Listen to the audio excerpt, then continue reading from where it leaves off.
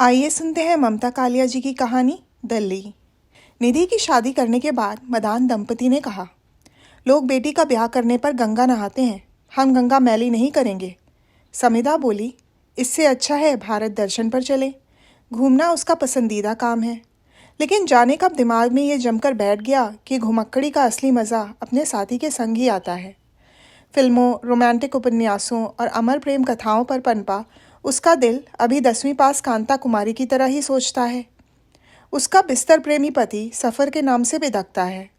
अनुराग मदान को सफ़र के नाम पर गंदे प्लेटफॉर्म, घिचपिच भीड़ और जेब कतरे याद आते हैं। अखबार पढ़ पढ़कर तुमने अपने दिमाग का दिवाला निकाल लिया है, समिधा ने कहा। तुम जड़ता के आनंद में मगन रहो। तुम्हारा बस चले तो तुम इसे राम राज्य कहो। अच्छा ये बताओ, अब तक सफ़र में कितनी बार तुम्हारी जेब कटी या कब तुमने खड़े खड़े सफ़र किया? इससे क्या, ये सब खतरे मौजूद तो हैं ही, अनुराग बोला। अब ऐसी समस्या नहीं है, वातानुकूलित श्रेणी में भी जा सकते हैं। अब तो हम वरिष्ठ नागरिक हैं, समिधा ने कहा। तुम हो, मैं नहीं, अनुराग ने स्पष्ट किया। वो हम सफ़र ही नहीं, हम उम्र भी थे। पत्नी 60 की होते ही रेलवे विभाग के लिए वरिष्ठ नागरिक बन गई थी। पति को भी 5 साल प्रतीक्षा करनी थी। समिधा को कोई कुंठा नहीं। बोली, ऐसा लग रहा है एक बार फिर लड़कपन लौट आया है। 12 साल तक आधी टिकट लगती थी, अब पौनी लगेगी। ताजुब ये था कि अनुराग सफ़र के लिए तैयार हो गया। उन्होंने सोचा था कि राष्ट्रगान के अनुसार पंजाब, सिंध, गुजरात, मराठा, द्रविड़, उत्कल, बंगा सब घूम लिया जाए। सिंध अब नक्शे से बाहर था। पंजाब, गुजरात, मराठा इतने प्रदेश देखने में ही 10 दिन लग जाएंगे। इसलिए तय किया कि भारत दर्शन 2 टुकड़ों में किया जाए। निश्चय आरक्षण में बदला और इस वक्त वो रेलवे स्टेशन पर थे। कुली फोम के जूते पहना था। वो लंबे फुर्तीले डग भर रहा था। उनकी दोनों अटैचियाँ और थैला उसने आसानी से उठा लिया और प्लेटफॉर्म नंबर 7 के लिए चलने लगा। थोड़ी देर वो उसके साथ कदम मिलाने की कोशिश करते रहे। वो जल्द हाँफ गए। अब कुली आगे था और वो पीछे। कोई बात नहीं, पीछे से उस पर ज़्यादा नज़र रखी जा सकती है, समिधा ने सोचा। सीढ़ियों पर एक तरफ ऊपर की ओर चढ़ता हुआ रेला था, दूसरी तरफ उतरता हुआ। भीड़ में सिर ही सिर दिखाई दे रहे थे और सामान के चढ़ते उतरते पिरामिडों की कतारें। थोड़ी देर उन्हें अपने बदरंग अटैचियाँ नज़र आती रहीं, फिर वो भीड़ में गड्ढमड्ढ हो गईं।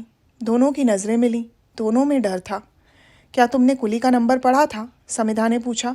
उसने मौका कहाँ दिया, बस सामान उठाकर साबू की तरह चलता बना। अब इस रेले में उसे कहाँ ढूंढेंगे? अपने डिब्बे तक पहुँचने में वो दोनों पसीना पसीना हो गए। देखा कुली सामान समेत सिर घुमाकर उन्हें ही ढेर रहा है। समिधा ने कहा, क्यों भैया, गाड़ी तुम्हें पकड़नी है या हमें? तीर की तरह पहुँचे हो, देख तो लेना था सवारी कहाँ है। कुली ने कहा, बहन जी, आपको तो एक ही गाड़ी पकड़नी है, मुझे तो दिन भर में 20 गाड़ी पकड़नी होती है। जल्दी पैसे निकालिए, गाड़ी चलने वाली है। कुली ने बर्थ के नीचे सामान नहीं लगाया। उठंग खड़ी कर दोनों अटैचियाँ रास्ते के बीच अड़ाकर उनके ऊपर बैग रखा और 20 रुपये लेकर चलता बना। असली मरण था झुकना। झुकते समय बड़ी शिद्दत से याद आ जाता कि उम्र की चोर बत्ती है कमर। इसीलिए ईटीसी चैनल पर लगातार फिल्मी नाच गाने देखकर समिधा बोल उठती, हाय ये लड़कियां कमर मटकाते मटकाते कितनी थक जाती होंगी। लोगों के पैरों के बीच किसी तरह अटैचियाँ ठेली और वो लस्त होकर बैठ गए। इच्छा हो रही थी कि तुरंत लेट जाएं, सांस जरा सम पर आ जाए तो आँख खोलें, पर तभी टिकट चेकर आ गया। आरक्षण पक्का था, पर उसे अपनी ड्यूटी निभानी थी। उसने एक एक चीज़ जांची, जन्म प्रमाण पत्र, नाम और तारीख। समिधा ने चक्कर से कहा, मेहरबानी करके एक बर्थ नीचे की दे दीजिए, मैं चढ़ नहीं पाऊंगी ऊपर। आप खुद किसी से कहकर देख लीजिए। कहकर चक्कर आगे बढ़ गया। जिन यात्रियों की निचली बर्थ थी वो झटपट लेट गए। उनका लेटना इस दंपत्ति के लिए इस बात की टल्ली थी कि अब आप अपनी बर्थ पर जाकर आराम फरमाइए, गोया यहाँ से हटिए। दोनों ऊपर की सीटों को ऐसे देख रहे थे जैसे वो हिमालय की चोटी पर स्थित हो। फिर अनुराग बगल की पैर सीढ़ी से ऊपर चढ़ गया। चढ़ने के बाद वो नीचे उतर आया। उसने कहा, उतना मुश्किल नहीं है, चलो मैं तुम्हारी मदद करूं। समिधा ने कमर से दुपट्टा कसा, चप्पलें उतारी और हिम्मत पहन ली। उसने पैर सीढ़ी पर पहला कदम रखा। पति ने कहा, देखो गिर मत पड़ना, वैसे मैं नीचे खड़ा हूँ। तभी नीचे की बर्थ वाला यात्री अकबकाकर उठ बैठा। उसने कहा, मैडम आप परेशान ना हो, मैं ऊपर चला जाता हूँ। उन दोनों ने कृतज्ञता जताई। यात्री अपना चश्मा, अखबार और पान मसाले का डब्बा लेकर ऊपर चला गया। अनुराग ने हमेशा की तरह चश्मा, वॉलेट और घड़ी समिधा को पकड़ाई और सिर तक कंबल ढांककर सोने की घोषणा जारी कर दी। अब समिधा को 9 चीज़ों की चौकसी करनी थी। दोनों के चश्मे, बटुए और घड़ी तो थी ही, सीट के नीचे रखे सूटकेस और थैला भी। सुरक्षा चेन वो जानबूझकर नहीं रखती थी क्योंकि उसे बांधने की कसरत उससे नहीं होती। मन में यही आता कि अटैचियों में आखिर ऐसा है ही क्या, जो कुछ जोड़ी कपड़े और कागज़ पत्तर ही तो है बस। अनुराग कहता, मेरे कुर्ते इतने लंबे और खुरदुरे हैं कि चोर उन्हें लेकर भी गया तो वापस कर जाएगा। पर देर तक नींद नहीं आई। सामान की असलियत पता होने पर भी चोरी का डर एक स्वतंत्र खतरा होता है। आजकल तो चोर रेल में चढ़कर चोरी के साथ साथ मारपीट भी कर जाते हैं। समिधा सोचने लगी, कैसे होते होंगे रेल चोर? वो कच्छा बनियान गिरोह के होते होंगे या लोटा चोर बिरादरी के, या इन्हीं सोते हुए यात्रियों में से कुछ लोग उठकर अचानक लूटपाट शुरू कर देते हैं। कुछ भी हो, रेल चोर तो होते होंगे जबर। डब्बे के दोनों तरफ के टॉयलेट में से वॉश बेसिन के ऊपर का शीशा, टोटी और मग नदारत थे। जहाँ जहाँ लिखा था भारतीय रेल आपकी संपत्ति है, इसकी रक्षा स्वयं करे, वहाँ वहाँ चोरों ने कुछ न कुछ अवश्य उखाड़ा हुआ था। समिधा को अपने पर हैरानी हुई। कहाँ तो उसने सोचा था यात्रा में वो सिर्फ सुंदर दृश्य, मधुर बातें और अच्छे अनुभव इकट्ठे करेगी। कहाँ वो निर्मूल आकांक्षाओं से घिरी हुई है। रात के सफ़र उसे नागवार लगते हैं। न बाहर का दृश्य दिखाई देता है, न अंदर का अनुभव। सबके सब यात्री एक से कंबल ओढ़कर लेटे हुए ऐसे लगते हैं जैसे लाश गाड़ी जा रही हो। समिधा ने अपना कंबल उघाड़ दिया, पानी पिया। उसे लगा भ्रमण अकेले करने का सुख इससे बढ़कर और बेहतर होता होगा। ये क्या कि दूसरे की इच्छा को आदेश समझो। घर से चलते हुए अनुराग ने उसे घुड़का था। वो अक्सर उसे अग्रिम घुड़क देता। सफ़र में कोई प्रसाद कहकर कुछ दे तो खा मत लेना। जहर खुरानों का किस्सा रोज़ अखबार में आता है। नशे का लड्डू खिलाकर यात्रियों को लूट लेते हैं। तुम तो तैयार बैठी रहती हो धोखा खाने के लिए। समिधा ने हमेशा की तरह मुंह लटका लिया। लड्डू और धोखे का रिश्ता वो आज तक नहीं बैठा पाई। दिल्ली सकुशल पहुंच गए। इस बार प्लेटफॉर्म पर छांटकर ऐसा कुली चुना जो शक्ल से थका हारा लगे। उसे पहले ही समझा दिया, भाई धीरे धीरे चलना। स्टेशन पर जगह जगह लगे भारत दर्शन के पोस्टर मन को आह्लादित कर रहे थे। हर पोस्टर स्वागत स्वागत बोल रहा था। स्टेशन इस वक्त साफ सुथरा था। सुबह 6:40 के वक्त एक नया नकोर प्रदूषण रहित दिन इन दोनों के सामने प्रस्तुत था और वो मन में अगली यात्राओं के सुहाने नक्शे बना रहे थे। अच्छी चाय की तलब लगी थी। सीढ़ियों से ही कुछ लोग साहब टैक्सी, साहब स्कूटर कहते पीछे लगे, पर अनुराग ने उन्हें मना कर दिया। पासी के यात्री भवन जाना था। उसने कुली से कहा कि वहाँ तक पहुँचा दे। टाइम नहीं है, कुली ने कहा। जैसे ही वो सीढ़ियों से नीचे उतरे, कुली को वह सामान हथियाने के लिए 2-3 तरफ से लोगों ने घेर लिया। कुली असहाय सा सामान के मालिकों की तरफ देखने लगा। अनुराग ने कहा, हमें कहीं नहीं जाना है, सामान छोड़ दीजिए। सफ़ेद कोट पहने एक आदमी ने कहा, मोहन होटल चलिए साहब, एकदम सामने है, फर्स्ट क्लास कमरा, बाथरूम साथ के साथ। श्री कृष्णा लॉज चलिए साहब, बिल्कुल नज़दीक है, दूसरा बोला। कुली बोला, सामान गिन लीजिए साहब, हमें पैसे दीजिए, हम जाएं। समिधा बिगड़ी, यहाँ दलालों के बीच हमें फंसाकर तुम जा रहे हो। कुली ने पास खड़े पुलिस के सिपाही की ओर इशारा किया और पैसे लेकर चला गया। अनुराग ने सिपाही से कहा, देखिए हमें यहीं पास के यात्री भवन में जाना है। होटलों के एजेंट परेशान कर रहे हैं। हमारे ठहरने की जगह हम तय करेंगे या ये? इन्हें मना कीजिए। सिपाही ने डंडा फटकार कर सबको भगाया, फिर बोला, आप वहाँ जाना चाहते हैं तो कोई बात नहीं, पर मैं वहीं से आ रहा हूँ। वहाँ सारे कमरे बुक्ड हैं, जगह नहीं है। वरिष्ठ दंपत्ति ने गर्दन उठाकर उस भव्य इमारत को देखा। इतने कमरों वाले भवन में 2 पर्यटकों के लिए क्या एक कमरा भी नहीं होगा? एक मन हुआ सिपाही की बात मान लें, सरकारी आदमी है, सच ही बोल रहा होगा। फिर सोचा चलकर देख लेने में क्या हर्ज है। रिक्शे में सामान रखवाकर यात्री भवन पहुंचे। साफ सुथरा हरा भरा परिसर देखकर ही तबीयत खिल उठी। पोर्च में एक मोटर बाइक खड़ी थी जिसके इर्द गिर्द 2-3 लोग पेपर कप में चाय पी रहे थे। अंदर काउंटर खाली था। उन दोनों ने थोड़ी देर प्रतीक्षा की। खाकी कपड़ों में एक आदमी लाउंज की तरफ से आया। उसने कहा, यहाँ कोई कमरा नहीं है, किसी जिम्मेदार आदमी से बात करवाओ। अनुराग ने कहा। वो बाहर पोर्च में आ गया। उसने मोटर बाइक के पास चाय पीते लोगों से कुछ कहा। जल्दी चाय पीने वाली सारी टुकड़ी ने अंदर आकर काउंटर पर अपनी जगह संभाल ली। उनमें से एक ने रजिस्टर में देखते हुए पृष्ठ पलटे और चश्मा खिसकाते हुए कहा, इस वक्त कोई कमरा उपलब्ध नहीं है। यात्री भवन में पसरा सन्नाटा देखकर यकीन नहीं हो रहा था कि इसके सैकड़ों कक्ष इस समय भी भरे होंगे। न कोई आता दिख रहा था न जाता। क्या एक भी कमरा नहीं होगा? बताया ना आपको। ज़रा रजिस्टर देखिए आपका, अनुराग ने कहा तो पहली बार काउंटर कर्मचारी ने उसे गौर से देखा। अनुराग का खादी का लिबास प्रायः लोगों को इस भ्रम में डाल देता था कि वो ज़रूर कोई राजनेता है। दूसरे कर्मचारी ने कहा, आप परेशान ना हो सर, बगल में लाल महल होटल है, यहाँ से बड़े और शानदार कमरे हैं वहाँ, किराया भी वाजिब है। मैं रिक्शे वाले को समझा देता हूँ, वहाँ चले जाइए। इन दोनों को गैर सरकारी होटलों से डर लगता था।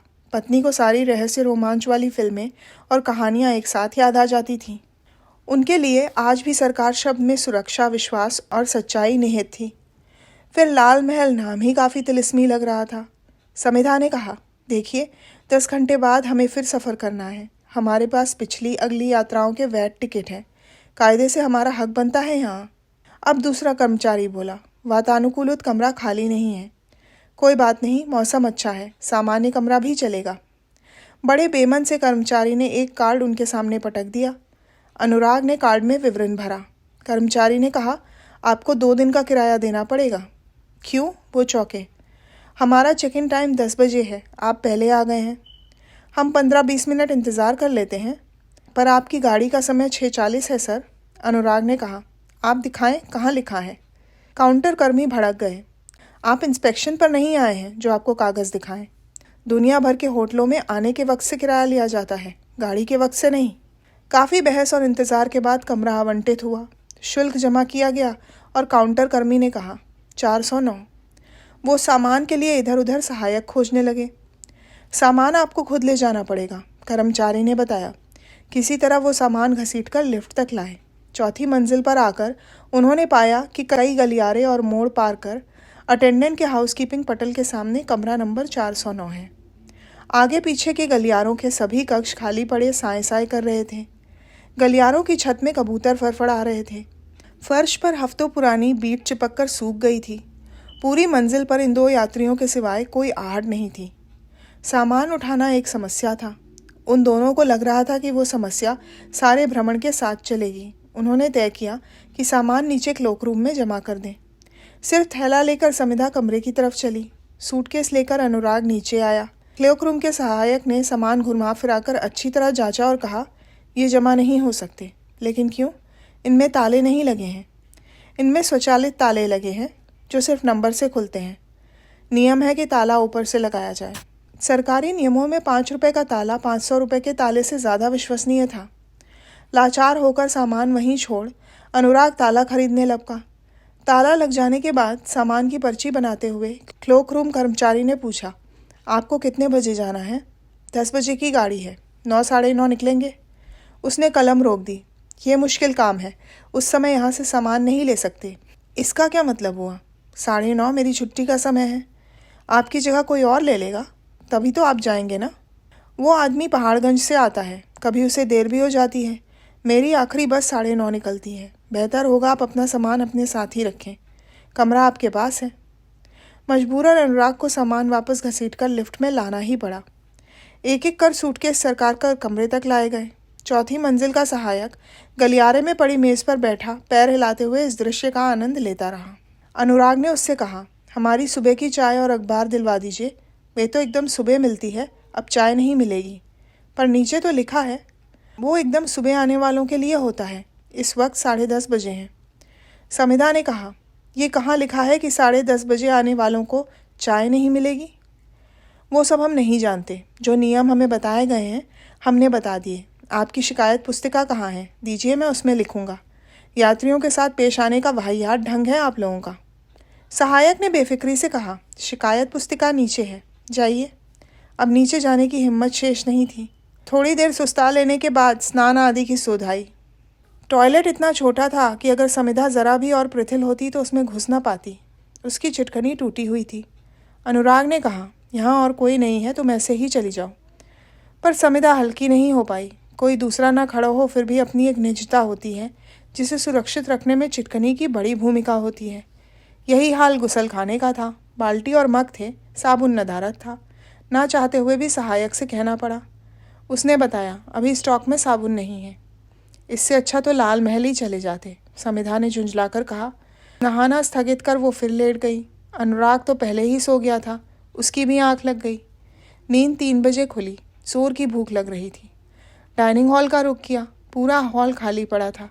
खाने का कहीं कोई चिन्ह नहीं था। बाहर व्यंजन तालिका अपनी घोषणाओं से न्योत रही थी।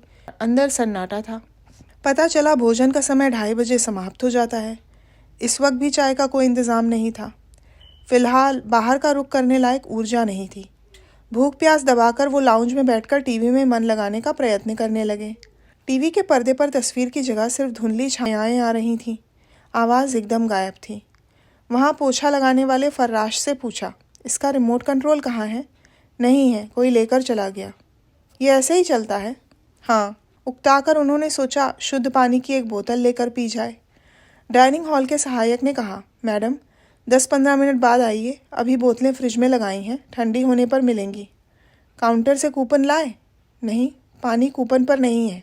सत्कार की सभी संभावनाएं वो टटोल चुके थे। चुपचाप ऊपर आकर तैयार हुए और खाने की खोज में बाहर निकले। स्टेशन परिसर में प्रीपेड टैक्सी लेने की सहूलियत थी।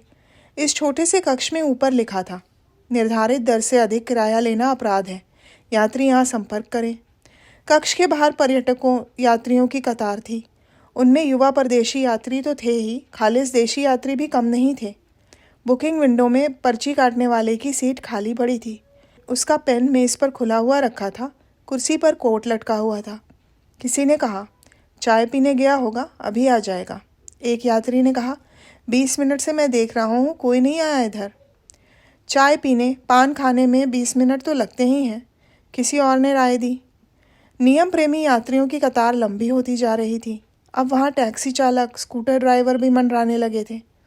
वो धीरे से मुसाफिर के पास आकर पूछते, उसे कहाँ जाना है। फिर वो एक मुश्त किराए का अंदाज बताते। थकान से लस्त कई यात्री कतार छोड़कर उनके साथ हो लेते। उन्हें वाहन में बिठाकर ड्राइवर तुरंत दूसरी सवारी की खोज में लग जाता। इस तरह वो एक खेप से कई खेप का किराया कमा रहा था। पीछे से एक सरदार ने कहा, ये दिल्ली तो एकदम दल्ली बन गई है बादशाह। सब हंस दिए। सबको पता था कि यहाँ गुस्से और शिकायत का कोई अर्थ नहीं है। ये भी पता था कि पूर्व निर्धारित किराए की पर्ची काटने वाला जल्दी आएगा ही नहीं। हो सकता है वो यहीं कहीं खड़ा होकर मुजरा देख रहा हो। भारत दर्शन का शुभारंभ बड़ा संदिग्ध हो रहा था, फिर भी वो हौसला नहीं हारे। हो सकता है आगे जाकर स्थितियाँ अच्छी हो जाएं। फिर दिल्ली उनके नक्शे में सिर्फ पड़ाव था, मुकाम नहीं। इससे पहले भी वो कई बार दिल्ली आए थे। हर बार उन्हें यही लगा, यहाँ अंधेर करने वालों का अभयारण्य है। 10 बजे की गाड़ी के लिए वो 9:30 बजे बाहर आ गए। कहीं कोई वाहन नजर नहीं आ रहा था। तभी किसी विदेशी सैलानी को लेकर आई एक टैक्सी रुकी। टैक्सी वाले ने उससे 350 रुपये की मांग की। सैलानी अपनी गिटपिट जुबान में मीटर कार्ड की मांग कर रहा था। पता चला वो गलती से पहाड़गंज वाली तरफ उतर गया था। वहाँ से टैक्सी लेकर वो इस तरफ आया कि यात्री भवन में ठहर सके। इतनी सी दूरी के 350 कैसे हो गए? अनुराग ने कह दिया। आप चुप रहो जी, आपसे तो नहीं मांगा ना। टैक्सी वाला गुर्राया। सही जगह पर पहुंचा दिया, एक या कम है। कुछ देर झिकझिक के बाद सैलानी ने 100 के 2 नोट उसे दिए। मदान दंपत्ति टैक्सी ड्राइवर से कहना चाहते थे कि वे उन्हें सामने के स्टेशन तक पहुंचा दे, पर वो तो किराया मिलते ही हवा हो गया। वो देर तक इधर उधर बदहवास से वाहन तलाश करते रहे। उनके ठीक पीछे बड़े से लाल कपड़े पर सुनहरे अक्षरों में छपा बैनर लहरा रहा था, 1 अक्टूबर, अंतर्राष्ट्रीय बुजुर्ग दिवस। उनके आगे लंबी सी होर्डिंग लगी थी, उत्तर रेलवे आपका स्वागत करता है, आपकी यात्रा मंगलमय हो। तो ये थी ममता कालिया जी की दिल्ली के ऊपर कहानी दल्ली। सुनने के लिए धन्यवाद।